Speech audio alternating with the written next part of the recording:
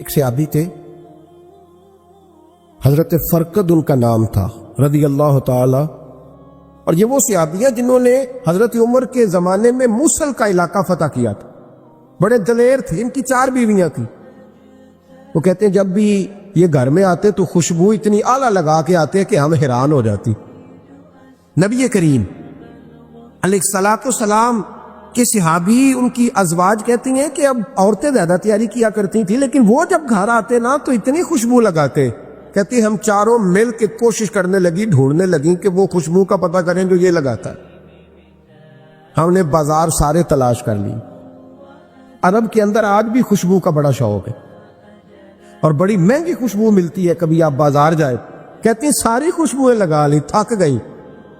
ایک دن چاروں سوتنے مل کے بیٹھی، کہنے لگی ہم نہیں اس کا مقابلہ کر سکتے، آج پوچھ ہی لے کہاں سے خوشبو لگاتا ہے، پوچھ ہی لیتے ہیں، چلو بات ہی ختم ہو جائے، پوچھ لیں۔ یہ ہم جتنی مرضی آلہ لگائیں، جب یہ آ جاتا ہے نا، کچھ لوگ میرے محفل ہوتے ہیں، جہاں آ جاتے ہیں وہاں چھا جاتے، تو یہ جب آتے ہیں تو چھا ہی جاتے ہیں۔ کیا کریں، اس طرح کا میرے محفل ہے، کیا کریں اس کا؟ فرمانے لگی ایک دن چاروں سوتنوں نے مل کے ان کو بٹھا لیا، کہنے لگی بتاؤ تو صحیح خوشبو کون سی لگاتے ہو؟ کہنے لگے کوئی بھی نہیں، کبھی لگائی نہیں، آج تک نہیں لگائی۔ تو کہتی ہیں بیویاں کہنے لگی صحابہ تو غلط بیانی نہیں کرتے، پر آپ کیا بات کر رہے ہیں، یہ کیسے ہو سکتا ہے کہ آپ آتے ہیں تو ہم حیران ہو جاتی ہیں؟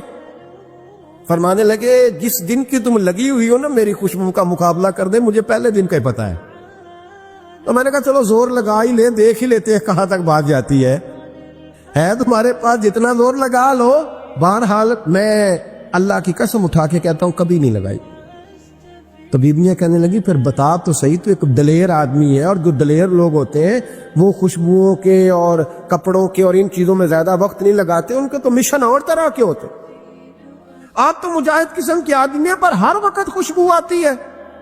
تو حضرت فرقد رو پڑے، کہنے لگے بیمار ہو گیا تھا، لاچار ہو گیا تھا، حکیموں طبیبوں نے انکار کر دیا، وجود پر میرے آبلے نکل آئے، پھنسیاں بن گئی، ان میں پیپ بھر گئی، بیٹھ نہیں سکتا تھا، اٹھ نہیں سکتا۔ جب تھک گیا نا تو دروازہ رسول پہ چلا گیا، جب تھک گیا طبیبوں کا تھکایا ستایا، حضور کی بارگاہ میں کہا محبوبہ دیکھے تو صحیح میرا کیا حال ہے۔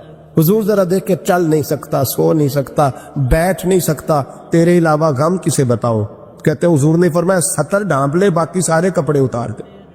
70 ڈھانپ لے، کہتے ہیں ٹخنوں سے لے کر ناف تک میں نے 70 ڈھانپ لی، باقی سارے کپڑے اتارے۔ حضور کیا کریں گے؟ فرماتے ہیں نبی پاک نے دست مبارک اٹھایا، برف سے ٹھنڈا، کستوری سے زیادہ مہکنے والا، فرماتے ہیں پورے وجود پر میرے حضور نے دست مبارک ایک دفعہ لگا دیا، اب جدھر جدھر سے گزرتا ہوں ساری دنیا خوشبو سے بھر جاتی۔ یہ نبی پاک کا دیا ہوا نور ہے، یہ حضور کی عطا کردہ شفا ہے، یہ رسول پاک کے حسن کی خیرات ہے۔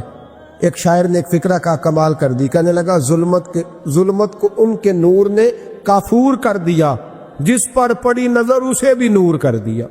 رسول پاک علیہ السلام کے دست خیر میں وہ برکات تھی۔ حضور حسن کی 2 قسمیں ہوتی ہیں، ایک حسن ہوتا ہے ملمہ سازی والا، بیوٹی پارلر والا، ایک حسن ہوتا ہے باطن کا۔ بچے پتہ کیوں خوبصورت ہوتے ہیں؟ اس پر علماء مناطق نے بحث کی ہے، محدثین نے لکھا ہے۔ بچہ گدھے کا بھی ہو تو پیارا لگتا ہے، چھوٹا بچہ اگر اس کا رنگ بہت گورا نہ بھی ہونا، صرف چھوٹا ہو، وہ پیارا لگتا ہے، اس میں ایک جاذبیت ہوتی ہے۔ اس پر ہمارے مفسرین نے، محدثین نے، علماء مناطق نے ایک بحث کی ہے۔ وہ کہتے ہیں اصل بات یہ ہے کہ بچے جھوٹ نہیں بولتے، بددیانتی نہیں کرتے، دھوکہ نہیں کرتے۔ یہ جو اندر کی عیاریاں ہوتی ہیں نا، چہرہ بھی خطرناک کر دیتی، اور جب اندر حسن ہوتا ہے تو باہر بھی حسن ہی ہوتا ہے۔ بچے میں کوئی مکاری عیاری نہیں ہوتی، فساد نہیں ہوتا، نیت میں فطور نہیں ہوتا، کسی کو لوٹنے کا ارادہ نہیں، کسی کو شیشے میں اتارنے کا پروگرام نہیں بتاتا۔ بچہ چرب زبان نہیں ہوتا، اس کو طریقہ نہیں ہوتا، وہ لوگوں کو قائل کرنے کے ہر وقت دوڑتا نہیں، الٹی سیدھی گیمیں نہیں چلاتا، کیونکہ اندر حسن ہوتا ہے تو وہ حسن اس کے چہرے پر معصومیت بن کے آتا ہے۔ سمجھ آ رہی ہے میری بات کی؟ اس کی دلیل میرے رسول پاک علیہ السلام نے بخاری میں فرمایا اللہ کا ولی وہ ہے جس کا چہرہ دیکھو تو اللہ یاد آ جائے۔ اب یہاں یہ نہیں فرمایا گورا چٹا ہو خوبصورت ہو، بس اس کے چہرے میں معصومیت ہوتی، وہ سچا ہوتا ہے، وہ کھڑا ہوتا، اس کا حسن چہرے پہ آتا۔ میرے رسول کریم علیہ السلام کا جو حسن تھا نا، وہ اندر کی صداقت کی روشنی تھی، وہ اندر کے کیف کا نور تھا جو حضور کے چہرے پر عیاں ہوتا تھا۔ اس لیے نبی پاک کا چہرہ جو تھا وہ آنکھیں چدیاتا نہیں تھا، بلکہ آنکھوں کو اچھا لگتا تھا۔ شاہ عبد الرحیم صاحب محدث دہلوی شاہ ولی اللہ صاحب کے والد ہیں، اور ہمارے بر صغیر پاک و ہند میں جتنے بھی مسالک ہیں یہ سارے شاہ ولی اللہ صاحب کے شاگرد بنتے۔ وہ کہتے ہیں میرے ابا جی نے خواب دیکھا اور خواب میں انہیں رسول اللہ کا دیدار نصیب ہوا۔ تو نبی کریم علیہ السلام کی بارگاہ میں شاہ ولی اللہ صاحب کے ابا جی کہنے لگے حضور ایک بات بڑی اڑ گئی ہے میرے دل میں، بڑی، تو کتابوں سے جواب نہیں ملا، آج رب کریم نے موقع دیا ہے اس سوال کا جواب۔ تو کہ عبد الرحیم پوچھو کہ یا رسول اللہ حضرت یوسف کا حسن دیکھ کے لوگوں نے انگلیاں کاٹ لی، پر آپ کو تکنے والے تکتے ہی رہے، کوئی بھی ہوش نہیں ہوا، کسی نے انگلی نہیں کاٹی۔ تو کہتے محبوب نے فرمایا عبد الرحیم رب کریم نے اپنی غیرت کے ساتھ میرے حسن پر 70,000 پردے ڈالے، یہی بہتر ہے کہ پردوں میں وہ پردہ پوش رہے، وہ اگر پردے اٹھا دے تو کسے ہوش رہے۔ فرمایا 70,000 پردوں میں چھپا ہوا حسن ہے، ورنہ کسی کی طاقت تھی کوئی بات کر سکتا، جرت تھی کسی شخص کی؟ میرے حبیب پاک سید عالم حضرت عبداللہ ابن سلام رضی اللہ تعالیٰ عنہ اہل یہود کے بڑے عالم تھے، فرماتے ہیں میں تورات زبور انجیل کا جاننے والا تھا۔ جس دن حضور مدینہ طیبہ آئے کسوا نامی اونٹنی پر بیٹھے تھے، میں حضور سے مناظرہ کرنے بحث کرنے آیا، میرے ساتھ میرے شاگرد تھے، ارادہ تھا بحث کروں گا، نبی پاک کو بڑے معاذ اللہ کڑوے کڑوے سوال کروں گا۔ کہتے حضور بیٹھے تھے کسوا نامی اونٹنی پہ اور گردن مبارک جھکی ہوئی، ہونٹوں پر حضور کے زیر لب ہلکی سی مسکراہٹ تھی۔ نبی پاک تھوڑا بولتے تھے پر جتنا بولتے تھے وہ دلوں میں اترتا جاتا تھا۔ فرماتے میں جب گیا نا میرے شاگرد ساتھ تھے، مناظرہ کرنے گیا، مناظرہ شاگرد ساتھ تھے، فرماتے میں بڑے سوالات تیار کر کے گیا، پر حضور گھوڑے پہ بیٹھے تھے، دو باتیں میں نے سنی۔ حضور نے فرمایا رشتہ داروں سے اچھا سلوک کرو، اپنے غلاموں کا خیال کرو۔ کہتے ہیں وہ شاگرد مجھے دھکے دینے لگے، کہنے لگے چل استاد جی آگے ہو، کرو سوال، چلو نا آگے بڑھو نا آگے۔ یہ کئی دفعہ نعرے لگانے والے بھی مروا دیتے ہیں نا، چلو نا چلو آگے چلو، بڑھو آگے، کرو بات، آؤ نا۔ کہتے میں ذرا آگے بڑھا، دھکا دیا انہوں نے۔ فرماتے میں آگے بڑھا اور میں نے قریب محبوب کے قریب جا کے کہا حضور مجھے کلمہ پڑھا دے، میں مسلمان ہونے آیا۔ یعنی عام آدمی تو قائل ہو جاتا ہے، عالم اور تورات زبور انجیل کا جاننے والا، حضور کلمہ پڑھائیں۔ کہتے میں واپس آیا نا کلمہ پڑھ کے، تو شاگرد کہنے لگے استاد جی آپ تو مناظرہ کرنے آئے تھے، یہ کیا ہوا؟ تو یہ لفظ ہے حضرت عبداللہ ابن سلام کے، فرمانے لگے تم نے نبی پاک کا چہرہ نہیں دیکھا، ان کی آنکھوں کی روشنی نہیں دیکھی، تم نے چہرے کی معصومیت نہیں دیکھی، لب و لہجے کا وقار نہیں دیکھا؟ کتنے دنوں کے تھکے ماندے آج وہ مدینے پہنچے، پر ان کے لب و لہجے میں کوئی اکتاہٹ، کوئی تھکاوٹ، کوئی لفظوں میں جھول تم نے دیکھا ہے؟ فرمانے لگے جس کا اس طرح کا چہرہ ہوتا ہے وہ جھوٹا نہیں سچا ہوا کرتا ہے۔ میرے نبی پاک علیہ الصلوۃ والسلام کے غلام حضرت طارق بن عبداللہ رضی اللہ تعالیٰ عنہ فرماتے ہیں کلمہ پڑھنے سے پہلے ایک دفعہ ہمارا سارا قبیلہ تجارت کے لیے نکلا تھا، اور اس وقت منظر یہ ہوتا تھا کہ ہم اپنی عورتوں کو بھی ساتھ لے جاتے تھے، 6 مہینے سفر کرنا ہوتا تھا، اونٹ گھوڑے ہم بیچا کرتے تھے، عورتیں بھی ساتھ رہتی، کھاتے بھی پکاتے بھی۔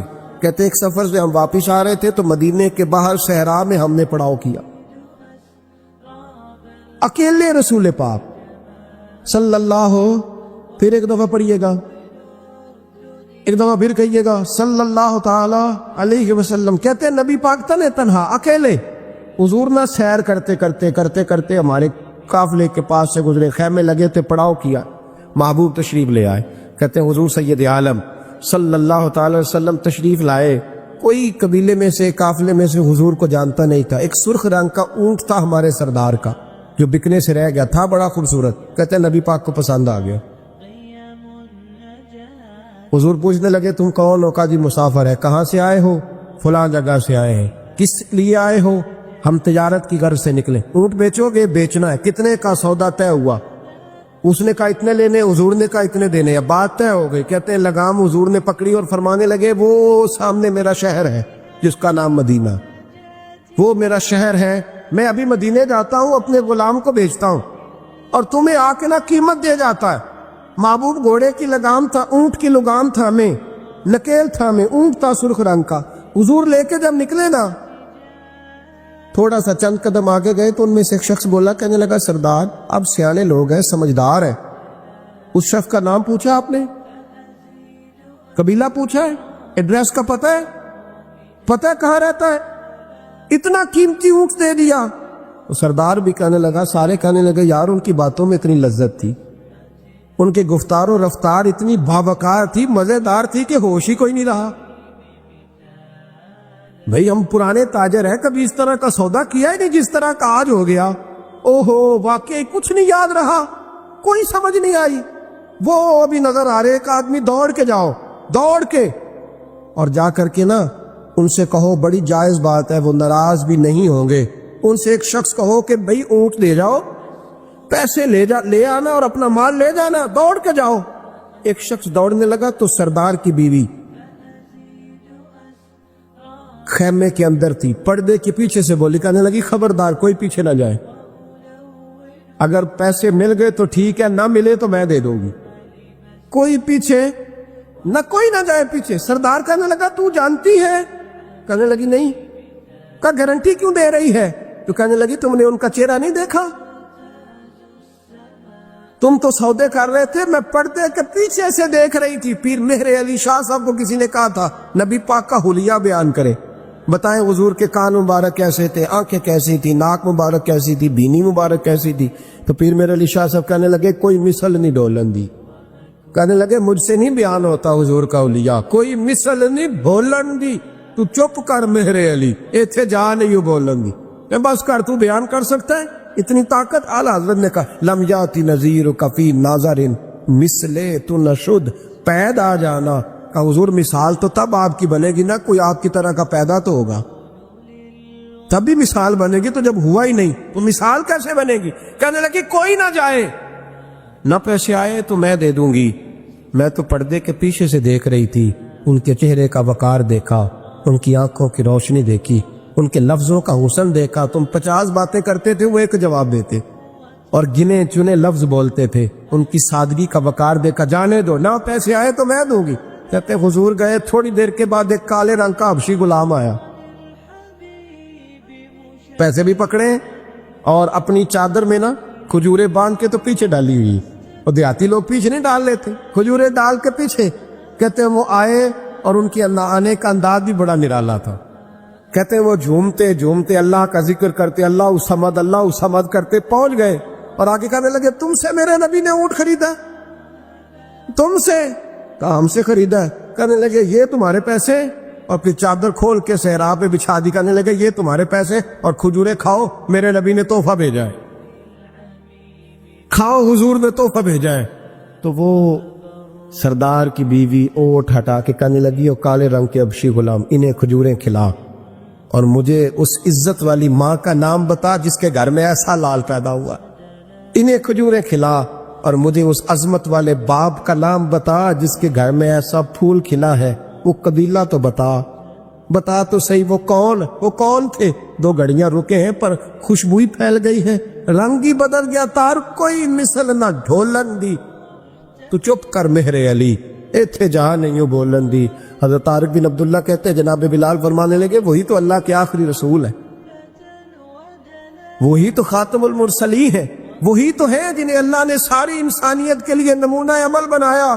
کہتے ہیں ہم اونٹ بیچنے گئے تھے پر سارے کا سارا قبیلہ ہی مسلمان ہو گیا. اتنا شکوہ ہے ہماری زندگی. آپ یقین کریں ان باتوں کی بھی دوست دعا کرانے آ جاتے ہیں جہاں دل کرتا ہے کہ انہیں سمجھائیں کہ یار نہ, کہیں تو ٹھہرنا اپنے رب کی رضا. یاد رکھنا اللہ تعالیٰ نے نا انسان کو پیدا ہی مشقت میں کیا, یہ مشقت میں ہے. رب فرماتے میں نے اس کی پیدائش, اس کا خمیر ہی مشقت والا بنایا. اللہ کریم نے قرآن مجید میں فرمایا لقد خلقنا الانسان فی کبد, فرمایا بے شک ہم نے آدمی کو مشقت میں رہتا ہوا پیدا کیا. پیدا ہی اس کو کبد کیا ہے, مشقت میں رہتا ہوں. اس نے مشقت کرنی, بچپن میں بھی مشقت, چلے کوئی تھوڑا سا آپ کو سمجھانے کے لیے بات کر لیتے ہیں. پرائمری اسکول میں جانا کتنا مشقت کا کام تھا. ساری رات لوگ منصوبہ نہیں بناتے تھے سویرے چھٹی کرنے کا. وہ کتنی بڑی مشقت کا کام تھا. جب 3 مہینے کی چھٹیاں ہوتی تھیں تو وہ اللہ کرے کوئی میں ایسا جملہ نہ بولوں، اساتذہ بڑے قابل احترام ہوتے ہیں، لیکن ہمارے جو استاد صاحب تھے نا وہ تو صرف 1 چیپٹر چھوڑتے تھے، باقی کہتے ساری کتابیں لکھ کے لے آنا. تو وہ جب وہ سبق دے رہے ہوتے تھے مشقت کا تو بندہ سوچتا تھا کہ چھٹیاں آرام کرنے ملیاں سانیاں یہ والی مصیبت کرنے کو ملی تھی. جہاں چھٹیوں پہ رہے ہوتے تھے مشقت بڑھ جاتی تھی. آج تو ان چیزوں پر ہنسی آتی ہے. مشقت، جد و جہد، ہر لمحے جد و جہد، اور ہر مشقت اپنے ٹائم پر مشقت ہوتی. آج آپ سے کہا جائے بہت سارے لوگوں سے پرائمری کا امتحان دینا ہے تو آپ کہیں گے بائیں ہاتھ کا کھیل ہے. بھئی اب بائیں ہاتھ کا کھیل ہے، تب نہیں تھا. اور جو آج پرائمری کر رہے ہیں ان کے لیے بھی آج بائیں ہاتھ کا کھیل نہیں. ہر مشقت اپنے وقت پر مشقت رہتی. کسی وقت کسی چیز کا انتظام کرنا آپ کے لیے بڑا قابل تکلیف ہوتا ہے، آزمائش والا ہوتا ہے. بعد میں آپ سمجھتے ہیں کہ یہ تو کوئی مسئلہ ہی نہیں تھا. اللہ نے انسان کو مشقت، ہم نہ سکون ڈھونڈتے ہیں، بس ٹھیک ہے گھر بن گیا، بس ٹھیک ہے اب میں نے بچے پال لیے، بس ٹھیک ہے. او بھائی تو نے آگے بڑھنا ہے، تو نے مشقت کرنی ہے، جد و جہد میں رہنا ہے. او یار آپ ٹھہرے تو صحیح، استقامت تو ہو. ذرا ذرا کی بات پہ بلبلا اٹھنا، تڑپ جانا، ہر چیز سے الجھ جانا، یہ بندہ مومن کی شان نہیں. طاقتور زندگی گزارو، طاقتور. حضرت زید بن ارقم رضی اللہ تعالیٰ عنہ بیمار تھے. یہ ذرا بات سننا میرے کریم کی. اللہ کے پیارے حبیب علیہ السلام تیمارداری کے لیے تشریف لے گئے تو حضور سید عالم علیہ السلام نے جا کر جناب زید بن ارقم کی طبیعت کو دیکھا تو کمزوری تھی اور وہ پریشان بھی تھے. تو حضور علیہ السلام کو اللہ تعالیٰ نے غیب کے خزانوں کی کنجیاں عطا فرمائی ہیں. قریب مسکرا کے فرمانے لگے زید اس بیماری سے پریشان نہ ہو، اس سے تو آپ نے ٹھیک ہو جانا ہے. اس روایت پر خاص غور کرنا کیا کہہ رہا ہوں. فرمایا اس سے آپ نے پریشان نہیں ہونا، اس سے تو آپ نے ٹھیک ہو جانا ہے، مسئلہ ہی نہیں. ہاں اس کے بعد ایک وقت آئے گا آپ کی آنکھوں کی بینائی رخصت ہو جائے گی اور عمر بھی آپ کی لمبی ہوگی. یعنی ایک بڑھاپا، ایک نظر چلی جائے گی. اب آپ یہاں غور کریں سرکار تربیت کیا کر رہے ہیں. حضور فرما رہے ہیں یہ جو مشکل ہے یہ تو گزرنے والی ہے، اس کے بعد جو مشکل آنے والی ہے وہ اس سے بڑی ہے. فرمایا زید اس کے بعد آپ کی بینائی چلی جائے گی اور عمر بھی لمبی ہوگی، تو بتائیے اس وقت کیا کریں گے. تو حضرت زید بن ارقم رضی اللہ تعالیٰ عنہ عرض کرنے لگے یا رسول اللہ میں اللہ کی رضا پر ثواب کی نیت سے صبر کروں گا. مانا کیا ہے؟ دکھ قبول محمد بخشا راضی رہن پیارے. ٹھیک ہے اگر بینائی جائے گی اور بڑھاپا آئے گا تو قبول کریں گے، رب کی رضا کے لیے ثواب کی نیت سے صبر کریں گے. ایسے بھی کبھی دنیا میں میدان لگتے ہوں گے کہ بیماری آئے گی، بتایا جا رہا ہے اور پوچھا جا رہا ہے کہ تو کیا کرے گا، تو بتا رہے یا رسول اللہ صبر کروں گا، تو نتیجہ بھی وہی بیان ہو رہا ہے. یعنی سارا سودا نقد و نقد. اسی وقت ہتھیلی پہ سرسوں جم رہی ہے. حضور نے فرمایا کیا کرو گے؟ یا رسول اللہ صبر کروں گا اللہ کی رضا کے لیے ثواب کی نیت سے. تو حضور فرمانے لگے اگر تو صبر کرے گا تو پھر نتیجہ سن، اللہ تجھے حساب نہیں لے گا، بغیر حساب ہی جنت عطا کر دے گا. او میرے بھائی ایک مشکل سے آپ گزر گئے، اب آپ کو اگلی مشکل کے لیے تیار رہنا ہے. تھوڑے دن اگر سکھ سے جینا چاہتے ہو تو ایک ہی علاج ہے، ایک مالک کی رضا میں راضی رہو. نہ سمجھ آئے تو پھر کربلا والے امام حسین کی طرف دیکھنا. وہ نانا کے کندھوں پہ تھے پھر بھی بڑے خوش تھے، وہ ماں کی گود میں تھے پھر بھی بڑے خوش تھے، شیر خدا کی باہوں میں تھے پھر بھی بڑے خوش تھے، حسن کے ساتھ سفر حج پہ تو بھی بڑے راضی تھے. اور جس دن رجب کے مہینے میں مدینہ چھوڑ رہے تھے تو اس دن بھی کہہ رہے تھے مالک میں تیری رضا پہ راضی ہوں. اور حسین ابن علی رضی اللہ تعالیٰ عنہ نے ہمیں یہ معیار دیا ہے. جس دن شبیہ مصطفیٰ علی اکبر ان کے گھر میں پیدا ہوئے تھے حسین اس دن بھی بڑے راضی تھے. اور جب اللہ اکبر کہہ کے زخم کھا کے جناب علی اکبر گھوڑے سے زمین پر تشریف لائے تھے اور جوان بیٹے کو سہارا دے کر انہیں اٹھانا پڑے تھا، حسین اس دن بھی رب کی رضا پہ بڑے راضی تھے. اور جب چھوٹا سا بیٹا ان کی گود میں اس کی سانسیں اکھڑ رہی تھیں تو امام علی مقام اس وقت بھی اپنے رب کی رضا پہ بڑے ہی راضی تھے. حد ہو گئی. جس گلے کو محبوب چومتے تھے اس وقت بھی حسین راضی تھے. اور جب اسی گلے پہ خنجر چل رہے تھے تو امام علی مقام نے یہ نہیں کہا کہ مالک میرا اتنا امتحان، آخر میرے مسئلے کب حل ہوں گے، میری مشکلات کب حل ہوں گی، آخر کس وقت، یہ نہیں فرمایا. بلکہ یہ سارا کچھ سہ کے دونوں ہاتھ زمین پہ بچھا کے سجدہ شکر ادا کر کے کہا مالک جہاں تو رکھے حسین وہاں راضی ہے. یاد رکھیں اگر آج جوانی ہے تو بڑھاپا آئے گا، آج اگر صحت بالکل ٹھیک ہے تو آہستہ آہستہ خدا نخواستہ قوا اور اعصاب کمزور ہونے لگتے. ہمیں نا ذہنی طور پر تیار رہنا ہے. لوگ کہتے ہیں جناب پتہ نہیں میں بڑا پریشان ہوں، ایک مشکل ختم ہوتی ہے دوسری شروع ہو جاتی. میں نے کہا یہ مشکل نہیں، یہی تو مزہ ہے زندگی کا. اللہ کہتا ہے میں نے تجھے مشقت میں پیدا کیا ہے اور تو کہتا ہے کہ آسانی ہو جائے. اب یہ تو نہیں نہ ہوگا، جس نے جیسا پیدا کیا ہے بات تو اس قادر مطلق کی چلے گی، تیری نہیں چلے گی جب اس نے پیدا ہی مشقت میں کیا ہے. آپ اس بات کو یاد رکھیں اور اس کو اچھی طرح سمجھ لیں کہ آپ جب تک مزاج مشقت کا نہیں بناتے، ایک کے بعد دوسری، دوسری کے بعد تیسری، تیسری کے بعد چوتھی مشقتیں راہ دیکھ رہی، اور جو مشقتوں کے عادی نہیں وہ پھر پچھلی صفوں میں، جو مشقتوں کے عادی نہیں وہ پھر کسی صورت بھی نہ نام بنا سکتے ہیں نہ کام کر سکتے. جس کو آرام کرنا ہے، جس کو سکون سے سونا ہے، وہ منزل نہیں پا سکتا. آپ کو آگے بڑھنا ہے، آپ کو جد و جہد کرنی ہے، آپ کو کوشش کرنی ہے، آپ کو باہمت رہنا ہے. حضرت عمر سے کسی نے کہا تھا کہ میں آپ سے ملنا تو چاہتا تھا پر دوپہر کا ٹائم تھا، میں آیا نہیں، کہیں آپ سو نہ رہے ہو. تو جناب عمر رو پڑے، فرمانے لگے سویا کرتا تھا کبھی، جب سے ابو بکر یہ چابیاں میرے ہاتھ میں دے گئے ہیں نا تو دن کی بات کرتا ہے، میں رات کو نہیں سو پاتا، اٹھ اٹھ کے حضور کی امت کی خبر گیری کرتا ہوں. رات جگہ میرا نصیب بن گئے ہیں، آنکھوں کی نیند رخصت ہو گئی ہے، لہجوں میں آرام نکل گیا ہے. اور بھائی جب آپ کو جد و جہد کرنی ہے، جب آپ کو آگے بڑھنا ہے، ذہن بناؤ یار، طبیعت بناؤ، آگے بڑھنا ہے، مشقت کرنی ہے، نیند تھوڑی کم لینی ہے، زبان کے ذائقے مزے کے کھانے تھوڑے کم کرنے.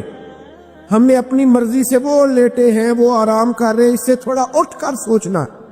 امام علی مقام کا پیغام یہ ہے کہ تو بڑا تب بنے گا جب تیری زندگی محنت والی، کوشش والی، جد و جہد والی ہوگی. اور پھر اس کے بعد کیا کرنا ہے؟ ایک کوشش کرنی ہے. اس کے بعد اگلا کام یہ ہے کہ جہاں رب رکھے نا وہاں رہنا بھی ہے، اس کی رضا پہ. جب آپ مسلمان ہوتے ہیں نا، کلمہ پڑھتے تو ہم اعلان کرتے ہیں آج کے بعد فیصلے میرے نہیں چلیں گے، فیصلے اللہ کے چلیں گے. لیکن پریشانی پتہ کب ہوتی ہے؟ جب ہم فیصلہ اپنی مرضی کا مانگتے. او بھائی جب تو مالک کا غلام ہے، بندہ ہے، تو پھر دکھ کس چیز کا نام ہے؟ کسی درویش نے کہا تھا دکھ کس چیز کا نام ہے کہ اللہ کی مرضی اور ہے اور تیرا ارادہ اور ہے. تو کہتا ہے بات اس طرح بنے جس طرح میں چاہتا ہوں، رب کہتا ہے نہیں میں نے فیصلہ کر لیا ہے. پھر تو دکھی ہوتا ہے. سکھی بھلا کون ہوتا ہے؟ جو رب کر دے وہ کہے بالکل ٹھیک ہے. وہ کہ بالکل، اور قرآن مجید نے اسے بیان کیا رضی اللہ عنہم ورضوا عنہ۔ یہ کربلا کا دوسرا پہلو، ایک پہلو مشقت جدوجہد، ایک پہلو یہ کہ رضی اللہ عنہم ورضوا عنہ۔ اللہ کہتا ہے میرے بندوں کی شان یہ ہے کہ اللہ ان سے راضی ہے اور وہ اللہ سے راضی ہے۔ اللہ ان سے راضی ہے اور وہ بھی راضی ہے اللہ سے۔ اللہ نے جہاں رکھا ہے وہ اللہ سے، ایک پہلو یہ ہے کہ اللہ راضی ہو جائے، ایک پہلو یہ ہے کہ بندہ راضی ہو جائے۔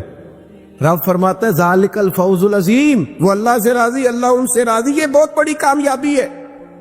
امام محمد غزالی رحمۃ اللہ علیہ سے کسی نے کہا تھا زیادہ مشکل کیا ہے، اللہ کا راضی ہونا کہ بندے کا؟ تو امام صاحب فرمانے لگے رب تو مہربان ہی بڑا ہے، بڑی جلدی راضی ہو جاتا ہے۔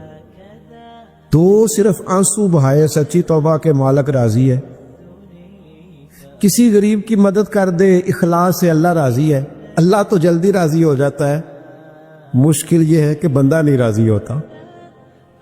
یہ اس نے ہر روز ایک نئی امید لگائی ہوئی ہے، ہر روز اس کا نیا رنگ ہے، یہ راضی نہیں ہوتا۔ حضرت موسیٰ علیہ السلام نے اللہ کی بارگاہ میں عرض کی مالک میری قوم یہ عرض کرتی ہے کہ تو بتا تو ہم سے کیسے راضی ہوگا۔ حضرت موسیٰ اپنی قوم کی عرض لے کر مالک کی بارگاہ میں کوہ طور پہ حاضر ہے۔ او یارو اسے دل کی تختی پہ لکھ لینا۔ عرض کی مالک میری قوم کہتی ہے رب کریم کے حضور عرض کرے کہ ہمیں بتائے ہمارا رب ہم سے کیسے راضی ہوگا۔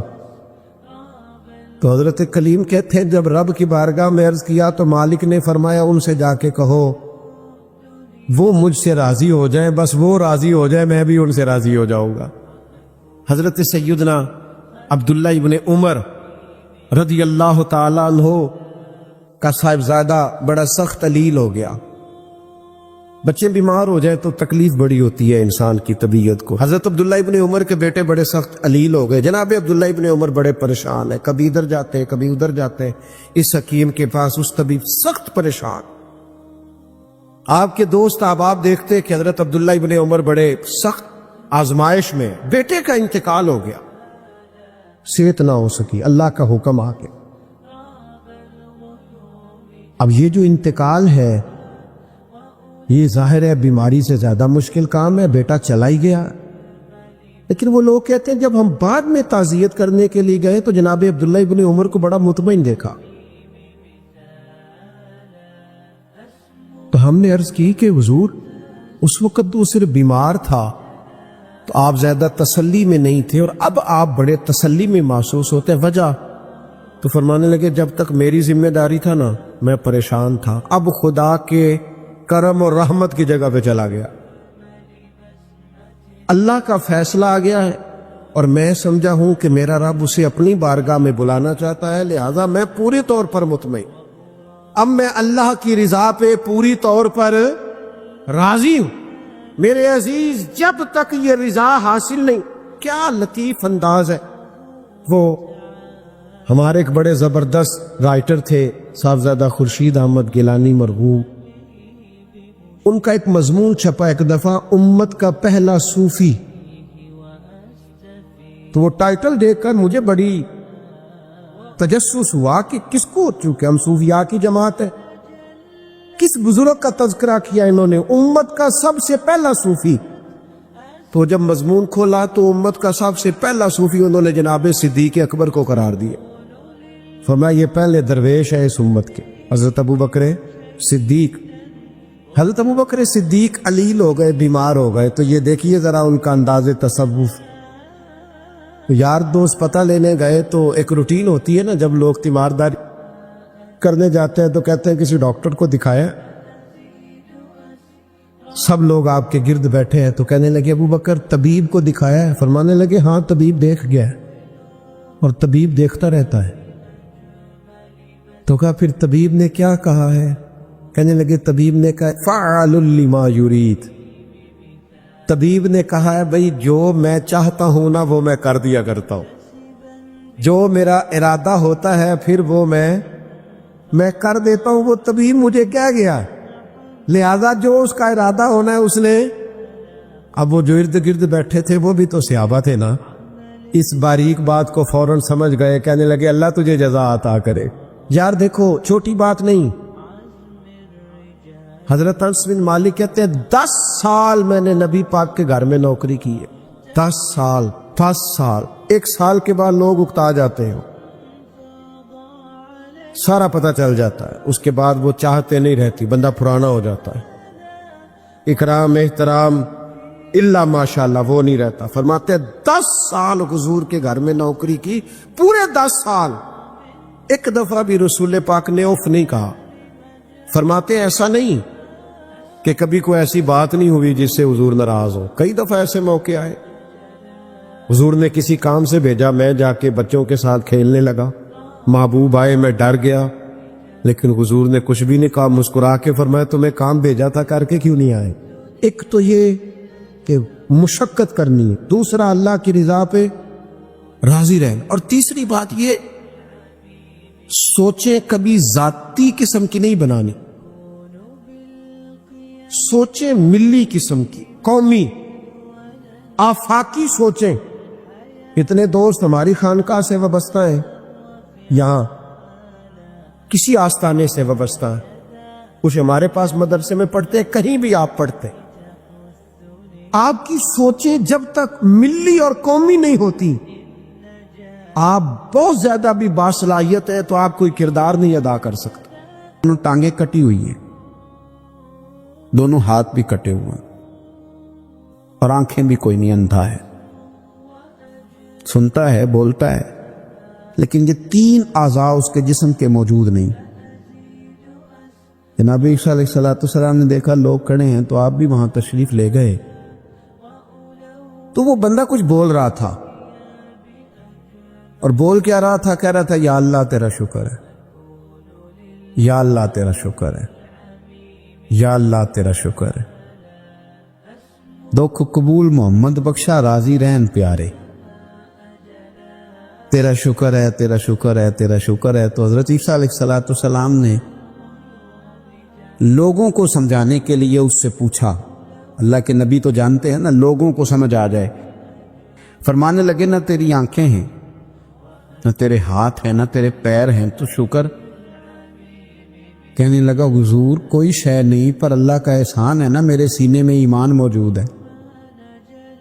بے شک اللہ اپنے بندوں پر بڑا ہی مہربان اور نہایت ہی رحم کرنے والا، رؤوف اور رحیم ہے، بڑا مہربان ہے، کرم فرماتا ہے۔ اللہ تعالیٰ اپنے بندوں سے بڑا جلد راضی ہو جاتا ہے، وہ اپنے بندوں کو بہت زیادہ مشقت میں نہیں ڈالتا، وہ اپنے بندوں سے اپنی نعمتوں کا بدلہ نہیں چاہتا، بہت سخت مشقت والی عبادتیں نعمتوں کے بدلے نہیں چاہتا، وہ بڑی جلدی رحم فرماتا ہے۔ اللہ تبارک و تعالی اپنے بندوں کے حق میں رحمت والے فیصلے کرتا ہے، درگزر والا معاملہ فرماتا ہے۔ جگہ جگہ قرآن مجید میں اللہ تعالیٰ نے اپنے بندوں پر رحمت کرنے کا ذکر فرمایا ہے، ان اللہ یغفر الذنوب جمیعا، فرمایا بے شک رب تمہارے سارے ہی گناہ معاف فرما دے گا، تم نا امید نہ ہونا، وہ معاف کر دے گا تمہیں۔ کچھ غلطیاں ہم کرنا نہیں چاہتے پر ہم سے ہو جاتی ہیں، کچھ دل ہم توڑنا نہیں چاہتے پر وہ ٹوٹ جاتے ہیں، ہماری مجبوری ہوتی ہے ٹوٹ جاتے۔ رات کو اس کی بارگاہ میں ہاتھ باندھ کے، کشکول طلب دراز کر کے خوب استغفار پڑھنا چاہیے کہ مالک بندے ہیں نا، کیا کریں، نفس کا ساتھ ہے، دنیا کا ساتھ ہے، خواہشات نفسانیہ، مالک معاف کر دے۔ درد سے توبہ، رسم نہ ہو، کہانی نہ ہو، لفظ نہ ہو، جملے نہ ہو، اور جناب ایسے لوگوں کے بیچ بڑے ہاتھ باندھ کے، اور بڑا کوئی ضرورت نہیں، آپ اکیلے اپنی چارپائی پہ بستر کے اندر منہ دے کے بھی درد سے کہیں گے نا معاف کر دے، تو وہ تو مہربانی بڑا ہے۔ گناہگاروں کے آنسو اس کی بارگاہ میں بڑے مقبول ہیں۔ بندہ کوئی ناراض ہو جائے تو ہمیں کو نہیں نیند آتی، اس کے گھر چلے جاتے ہیں، ہم اپنے سارے رشتوں کو، تعلقات کو مینٹین کر کے رکھنے کے عادی ہیں۔ ہمیں پتہ ہے کہ وہاں میں نہیں جا سکا تو بیٹا بھیجتا ہوں، فلاں شادی پہ میں نہیں جا سکا تو بھتیجا بھیجتا ہوں، بھائی بھیجتا ہوں۔ ہر تعلق کا ہم نے خیال رکھا، کوئی روٹھ نہ جائے۔ لیکن کمال ہے نا، یہ نہیں سوچا کہ اگر رب روٹھ گیا تو جب وہ روٹھ جائے نا تو سارے رشتے بھی بندے کے پاس موجود ہوں تو کوئی کرامت نہیں ہوتی، پھر کروڑوں روپیہ جیب میں ہوں تو ڈاکٹروں کی دوائیاں اثر نہیں کرتی۔ وہ روٹھ جائے تو پھر انسان اس طرح سے پھسلتا ہے کہ بڑے بڑے اس کے پاس دروازے ہوتے ہیں پر کسی جگہ اس کا ہاتھ نہیں لگتا۔ خدا را خیال کرے، دنیا روٹتی ہے تو روٹھ جائے، رب رسول ناراض نہ ہونے پائے، اس کا خیال کریں۔ حضور فرماتے ہیں وہ مسکراتا ہے، اسے خوشی ہوتی ہے جب کوئی اس کا بندہ اس کی طرف رجوع کرتا ہے۔ ماں پیار کرتی ہے اپنے بچے سے لیکن وہ ناراض بھی ہو جاتی ہے بعض چیزوں پہ، بعض معاملات اس کا دل بھی دکھاتے ہیں، بعض جگہ وہ رو کے یہ بھی کہتی ہے کہ تو نے میری محبت کا کوئی نتیجہ نہیں مجھے دیا، میری ساری کمائی تو نے ضائع کر دی۔ والد بہت ساری جگہوں پہ ناراض ہوتا ہے، شکوہ کرتا ہے، کہتا ہے میری بیماریوں کی، پریشانیوں کی، بڑھاپے کی، کمزوریوں کا سبب بیٹے تو ہی بن گیا۔ یہ ساری تکلیفیں تو ٹھیک ہو جائیں تو میری شاید عمر بھی بڑھ جائے، صحت بھی ٹھیک ہو جائے، میں زیادہ دیر جوان رہ سکوں۔ ناراض ہوتے ہیں ماں باپ، اسی طرح ماں باپ راضی بھی ہو جاتے ہیں، وہ بڑی جلدی راضی ہو جاتے ہیں۔ میں اکثر کہتا ہوں کہ والد کو راضی کرنے میں 5-7 منٹ لگ جاتے ہیں، اماں تو 1.5-2 منٹ میں راضی ہو جاتی ہے۔ ابا جی کو 5-7 منٹ لگتے ہیں، کئی دفعہ کہنا پڑتا ہے، کوئی دلائل دینے پڑتے ہیں، لیکن والدہ کے لیے تو کچھ بھی نہیں، آپ نیرا جا کے پیروں میں بیٹھ ہی جائیں، کچھ بھی نہ کریں، آپ پورا روئیں نہ رونے والا منہ ہی بن جائے تو اماں تو نرم ہی نرم ہے، جس وقت جو مرضی آپ کرا لیں ہو گیا۔ اللہ تبارک و تعالی بلا مثال و بلا تشبیہ سمجھانے کے لیے عرض کرتا ہوں، اللہ بھی بعض معاملات میں اپنے بندوں سے ناراض ہو جاتا ہے۔ وہ کہتا ہے میں تکبر کرنے والوں کو پسند نہیں کرتا، وہ کہتا ہے فسادی پسند نہیں ہے، وہ فرماتا ہے کہ راہوں میں کجی کرنے والے پسند نہیں ہے، وہ فرماتا ہے کہ بدعہدیاں کرو گے تو میں صبح قیامت تم سے سوالات کروں گا۔ اللہ تبارک و تعالیٰ بہت ساری چیزوں کو ناپسند کرتا ہے، ناراض ہو جاتا ہے، بلکہ نبی پاک صلی اللہ تعالی علیہ وسلم نے فرمایا تم بات کرتے کرتے کوئی ایسا جملہ بول دیتے ہو کہ رب اتنا ناراض ہوتا ہے کہ تمہیں پتہ بھی نہیں ہوتا، تمہارے لیے جہنم کا فیصلہ کر دیتا ہے۔ اس لیے پہلے تولو پھر بولو، خود اپنے لفظوں کی تو تم پہرے داری کرو نا کہ میں کیا کہہ رہا ہوں۔ کوئی ایسا جملہ، کوئی ایسی بات وارث شاہ مان کری نہ وارثاں دا، کوئی ایسی بات نہ تمہاری زبان سے نکلے۔ اور حضور یہ بھی فرماتے ہیں کہ اس کا دوسرا پہلو بھی ہے، بعض اوقات تم بات کرتے کرتے ایسا جملہ کہتے ہو وہ اتنا راضی ہوتا ہے کہ تمہارے لیے جنت کا فیصلہ فرما دیتا۔ مسلمان کو اب یہ حکم ہے، اس ساری گفتگو کا نتیجہ یہ ہے کہ وہ اپنے جذبات پر، خیالات پر، نگاہوں پر، زبان پر، کانوں پر تھوڑی توجہ دے، بے لگام نہ بنے، بے ترتیب نہ بنے، جو طبیعت میں آئے کر نہ گزرے، تھوڑا سا نہ سوچے سمجھے اور تھوڑا سنبھل کے چلے، کبھی ان کاموں کی طرف نہ جائے جن سے رب ناراض ہو جاتا ہے، ان کاموں کی طرف بڑھے جن سے اللہ راضی ہوتا ہے۔ میرے نبی پاک صلی اللہ تعالی علیہ وآلہ وسلم نے ارشاد فرمایا، بعض احادیث میں لفظ یہ ہے کہ اللہ اپنے بندوں کو دیکھ کے مسکراتا ہے جو اس کی شان کے لائق۔ جس ترتیب سے ہم مسکراتے ہیں، جس ترتیب سے ہم روتے ہیں، جس ترتیب سے ہم کسی بات کا اظہار تشکر کرتے ہیں، خدا ان باتوں سے پاک ہے۔ اب بہت ساری حدیثوں میں آیا کہ وہ مسکراتا ہے، تو کیا مطلب ہے مسکرانے کا؟ تو علماء تفسیر نے لکھا ہے مسکرانے کا مطلب یہ ہے کہ وہ بڑا ہی راضی ہوتا ہے اپنے بندے سے، بڑا راضی ہوتا ہے، یہ مطلب ہے۔ ایک تو مسکرانے کا مطلب یہ کہ وہ بڑا راضی ہو گیا، وہ مسکرا دیا اپنے بندے پہ. اور ایک اس کا معنی خود نبی پاک صلی اللہ تعالی علیہ وسلم نے بیان فرمایا. مسند امام احمد بن حنبل میں حدیث ہے، حضور سید عالم علیہ السلام سے صحابہ نے پوچھا یا رسول اللہ شہید تو بڑے لوگ ہوتے ہیں، شہیدوں میں افضل کون ہے؟ تو اللہ کے حبیب علیہ السلام فرمانے لگے وہ والا بندہ جو ڈٹ گیا تھا کافروں کے مقابلے میں، وہ ہلا نہیں، پوری طرح ڈٹ کے جو لڑا وہ شہداء میں افضل ہے.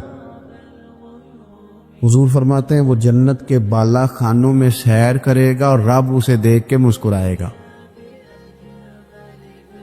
رب اسے دیکھ کے مسکرائے گا، اللہ تعالی مسکراتا ہے اسے دیکھ کے. اور اگلے جملے میں حضور نے وضاحت کر دی، فرمایا جب رب دنیا میں کسی پر مسکراتا ہے نا تو اس کا معنی یہ ہے کہ قیامت میں پھر اللہ اسے حساب کوئی نہیں لے گا.